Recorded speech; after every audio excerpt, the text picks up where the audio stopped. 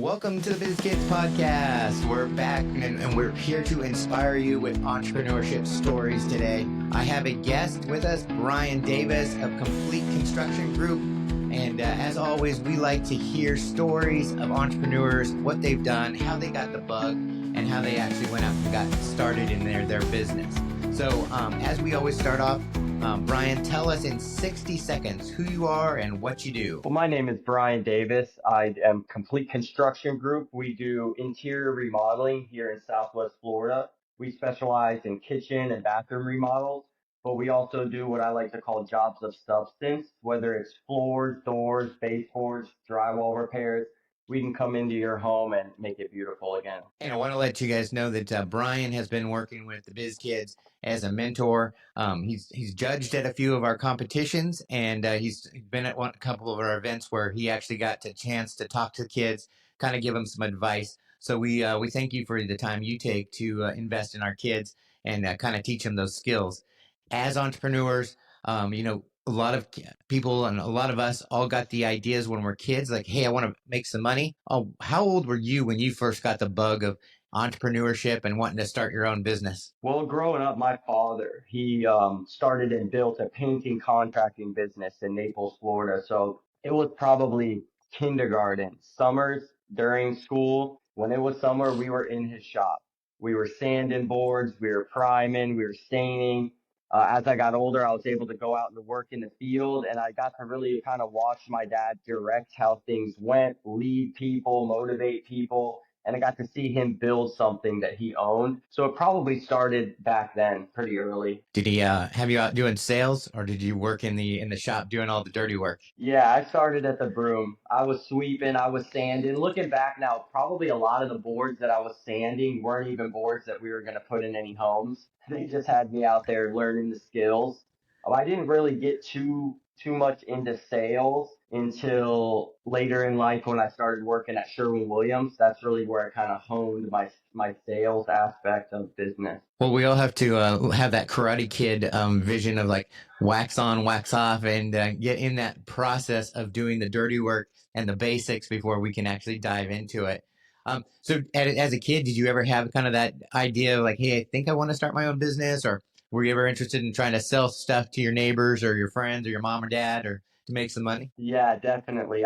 What comes to mind is one summer. So we lived out off of a dirt road growing up. So all the cars were really dirty all the time. And I remember one day going outside and starting a car wash. I think the only car that I washed was my dad's that day.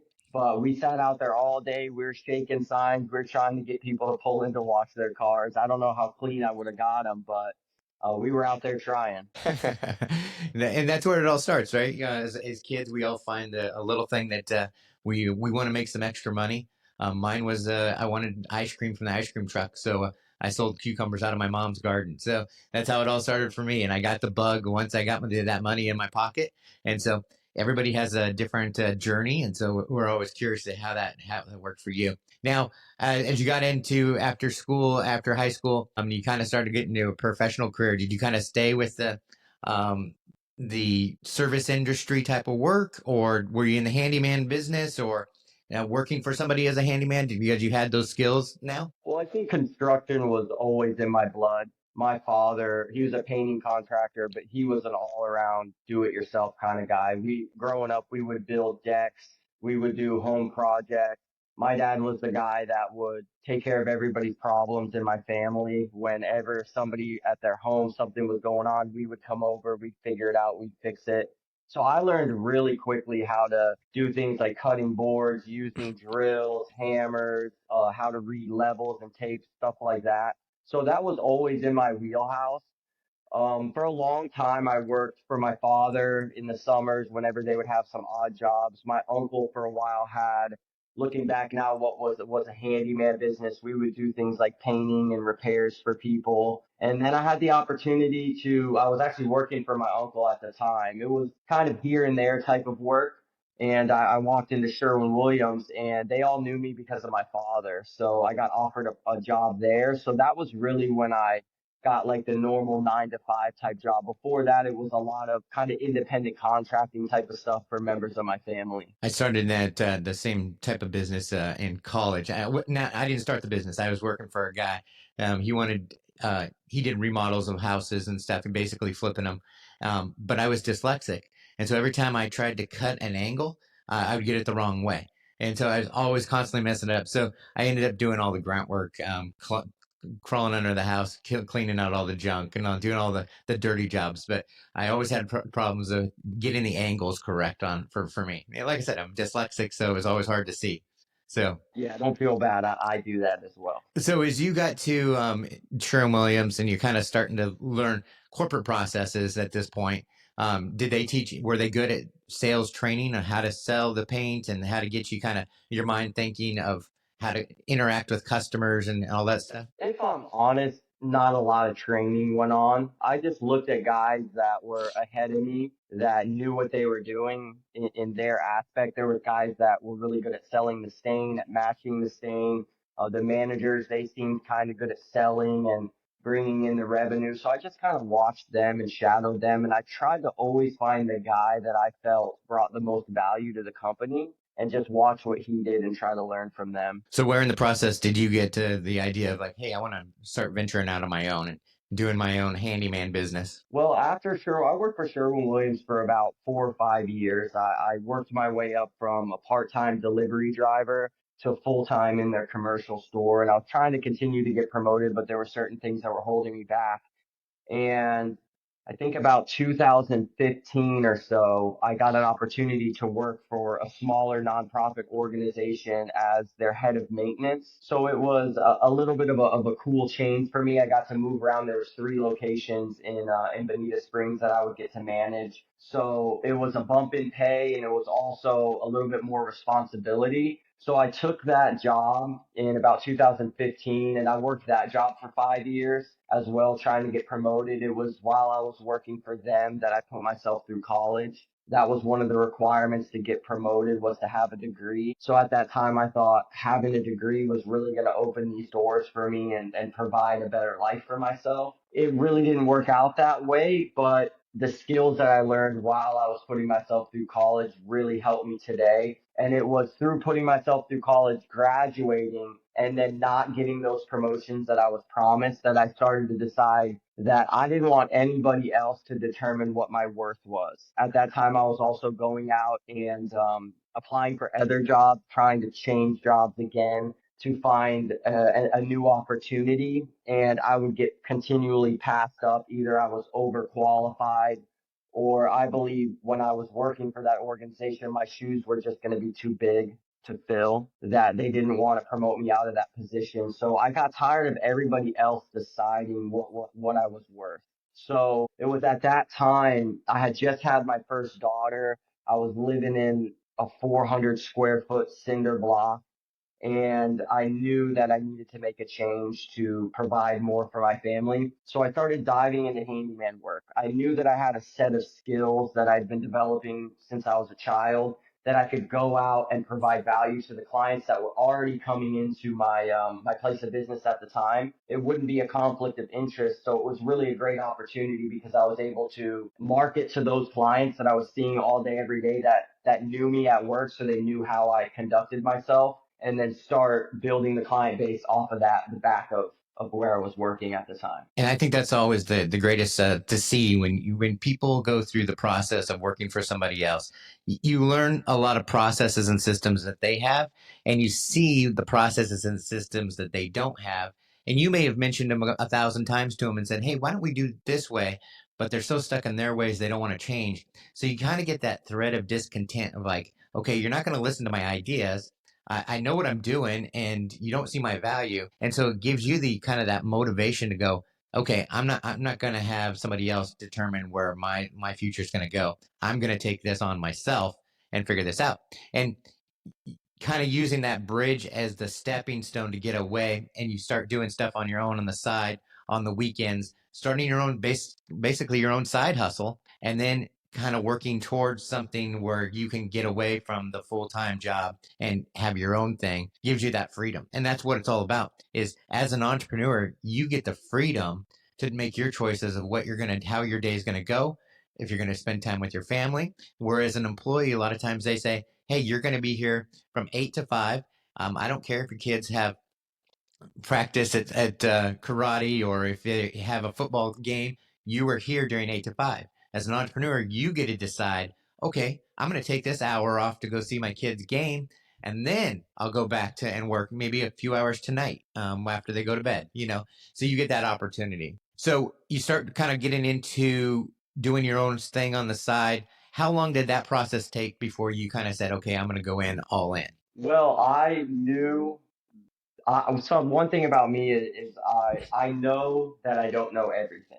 So when I wanted to start this business, I knew that I had to get a lot of education about it. So I started spending all of my free time listening to podcasts about handymen, getting involved with Facebook groups that are guys that are trying to build a handyman job, buying courses, buying books, really diving into how to run a successful handyman business, not to just be self-employed. And I was going through that process. I was kind of building a relationship with some clients, kind of figuring out what it is that I do and what are the jobs that are going to make me the money that I need to make. And then COVID happened. That was my silver lining. That was my real opportunity because there was a lot of fear involved. I've got a job that's paying me well. I've got a child at home. I don't. It's hard to make that jump sometimes. But with COVID, we all got sent home for 2 weeks in April of 2020. And at that time, I had some jobs lined up, and I knew that I could keep myself busy for the next 2 weeks while we didn't have work. So I did exactly that. And at the end of those 2 weeks, I looked at the amount of money that I brought in, and I said, there's a lot that I don't know. There's a lot that I'm gonna have to learn, but there's something here. There's something that I can build off of here based on just the amount of money I made in the last 2 weeks. And I came to my wife and I said, I don't want to wake up and be 40 and wish that I would have taken this opportunity to resign from my position and go full time with this. So at the time we were saving for our wedding and we had a little bit of money saved up and COVID was going on. So we knew that wasn't going to happen that year. So I said, hey, babe, I'm going to take this money. It's going to be our salary for the next X amount of weeks, and I'm going to get this ball rolling. And she believed in me, and she said, "Let's go." And that's how it kind of started in April of 2020. And we're at 2025, so you're 5 years that you've been in business. You started off as just a handyman service and doing Yeah. that. You got your license to be a handyman, and then Mhm. what point did you go? I need to transition into being a full time contractor, get my contractor's license because I know that's a long process to get your license and do all the tests and all that good stuff to get to your approved contractor's license. Yeah, absolutely. It's definitely a task. And so I started just me out of the back of my Toyota Tacoma.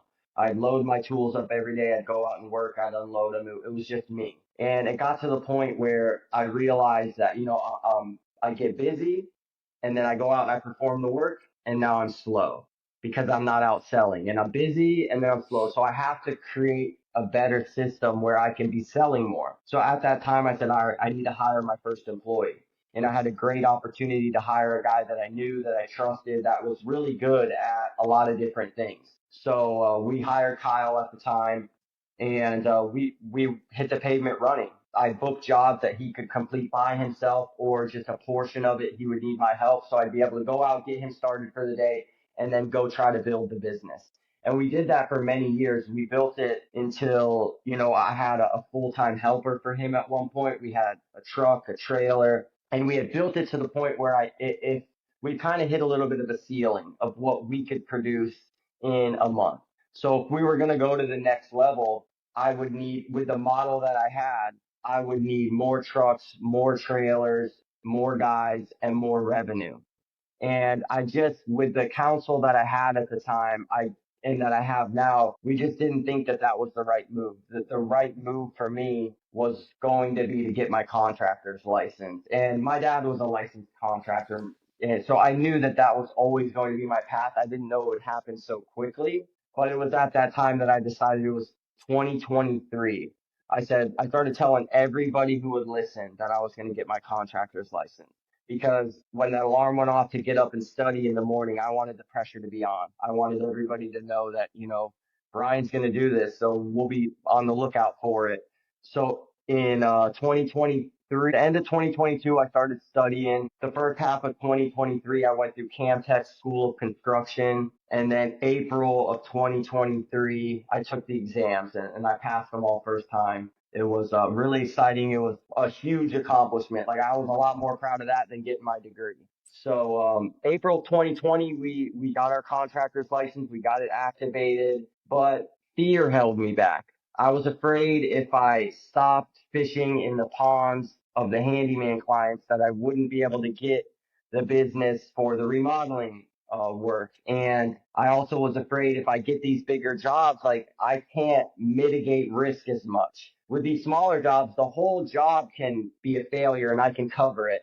But when it's these bigger jobs, I can't have those kind of things happen. So a lot of fear held me back for all of 2023 and into 2024. And it wasn't until about June or July of 2024 that I said, okay, enough is enough. The way that we're going now, we have a new business model, but we're using our old systems and it's just not working. And I need to disrupt everything. I really need to rebuild this thing from the ground up as a general contractor. So we made changes in every aspect of the business and I really stepped into it full time. We are contractors now. We're not handymen in about August of 2024. So this would be for me my first year as a contractor. As one of my side businesses, I help a lot of smaller service companies get connected with property managers and such. And during that time, during COVID, I must have seen at least a dozen handyman services that all launched into their contract, got their contractor's license. Just there was so much work, and they just needed to hire revenues because they were spinning their wheels. So yours is a very common story, especially during the COVID little run. The only guys that have stuck to doing the handyman work are my retired guys that they just want a little side gig. They're not interested in scaling, and all they need is a little supplemental income, or they just need something to do during the day because they're bored. So now, as we look back at kind of the handyman business, what was one of the mistakes that you made during the handyman business that you would say kind of hit you across the mouth and go like opened your eyes to say, I'm not going to make that kind of mistake again? And I know most of us don't like to celebrate failures or anything like that, but I think we learn the biggest lessons from those failures. Is there anything that stands out to you that, hey, I shouldn't have done that and I learned from it and I'm not going to move forward doing that again? So many things. I think the entire season of being a handyman was about mistakes, about making the mistakes, feeling that failure, and pushing forward anyway. I mean, we made mistakes out on the job. I made mistakes in the back end of the business. I made mistakes with marketing. I made mistakes with the way that I was employing people. There really wasn't an area of business that I didn't make a mistake as a handyman. And that's the point I wanted to get across is, as a lot of people get the fear of wanting to get into a business, they don't want to start, but because they're afraid of failing. But that's the process. Entrepreneurship is about failing all the way every day and kind of figuring out what works, what doesn't work. I'm not going to do that again. So if you're thinking about starting your own business, don't get discouraged if you have a few failures. It's the process. And we celebrate that. Like, hey, I learned something today. I'm moving forward. It's behind me. Hopefully you don't make a mistake that's going to cost you a lot in your bank account, but sometimes it does. It sure does. Yeah, and I think if you're starting a business and you're not failing, you're not making mistakes, you need to look at how big you're thinking, how hard you're going. What jump do I need to make where there is a possibility of failure? Because that's really how you're going to get to the next level in anything that you do is to go after something that you're not 100% sure how to do. So failure is sometimes an outcome in that. I heard on a podcast the other day, a guy said that their sales team was going out to make sales, and they were out of 10 calls, they were closing 9. And so he realized, our prices are too low. If we're closing that many, then we're leaving money on the table. And so that was kind of one of their lessons they learned through that process is, okay, we price things way too low because too many people are taking it. So a lot of people think, if I can't close every sale, I've failed. But maybe you have to raise your prices and get those customers that you really want. What's been one of your biggest wins that you would say in your business along the way that you celebrate and you're like, that's one of your proudest moments? My wife quitting her job. Absolutely. Bringing her home, retiring her, having her raise our kids from home so that she can do all the things and relieve the pressure from me. Just knowing that she's at home every day with the kids allows me an extra gear while I'm out on the job. So that is probably my biggest accomplishment in business, is her not having to work. That's awesome. Now, and your final question for you, as you look back through your process, what advice would you give to a young person or even an adult that wants to start a business, start a side hustle, but they're scared to do it? What kind of advice would you give them? Like we talked about, don't be afraid of failure and don't be afraid to change as you go. We had to rebrand 3 times to get to where we're at here. We had to get multiple different licenses. We need to restructure our entire business more than once. So don't be so stuck on one thing that you're not flexible and able to pivot until you really find your niche and what it actually is that you do. That's awesome advice. Now, Brian's going to be one of our judges at our next Biz Kids Expo, and he'll be out there talking to the kids and giving them some ideas and listening to their business plans and kind of seeing what they have in store for their future. So we appreciate you taking that time. I appreciate you taking the time today to spend with us, kind of tell us your story, and hopefully motivate somebody to get out there and try it in business. Any final words that you have? Oh, I appreciate you, JD. I love what you do for the kids. It's one of my favorite things to do, is to be involved with the Biz Kids when they put on their expos and their shows. And my daughter, she's going to be 7 in May. She's been talking about it. She said she wants to bake cookies. I told her, food's a difficult industry, but she's coming, so it won't be long till we're out there at them with our tents and our tables. Cookies and brownies are easy. Slime sells really well, and That's what I told her last night. I said, slime. We got to make some slime, make some money, and then we'll decide what we want to do. Maybe we get the cash flow going first with some slime, and then we can figure out what your passion. And that's what that's what our whole program is all about, is giving kids the opportunity to try little things to see what works, what doesn't work. A lot of people will try lemonade, but then you have to realize if you're out doing an outdoor event, you have to keep ice frozen there in that whole 4-hour period. You have to carry the ice there. And so finding a product that's easy to get in and out and be able to sell and mass produce quickly is always a good idea. So if you want to get your kids involved in the Biz Kids program, we have an online training center. It's called the Biz Kids Hub, where we coach and train kids to kind of give them ideas of how they can come up with their ideas. You do not have to be in Southwest Florida to be a part of the Biz Kids Hub. Our online training center is for everybody. In Southwest Florida, we actually put on markets where kids can actually sell their products and make money. But if you're in a certain area and you don't have this, we can help you actually launch in your area to show you how to put on markets for your kids. So if you want more information, follow us at bizkidsusa.org. You can find out all the information about our coaching programs and what we do for the kids. Our nonprofit is called the Young Entrepreneurs and Rising Stars, and we are here just to inspire kids, to give them the opportunity to try entrepreneurship and create a life that they want to enjoy for themselves. So thank you, Brian, for being here, and we will see you guys next time on the Biz Kidz Podcast. See you, JD.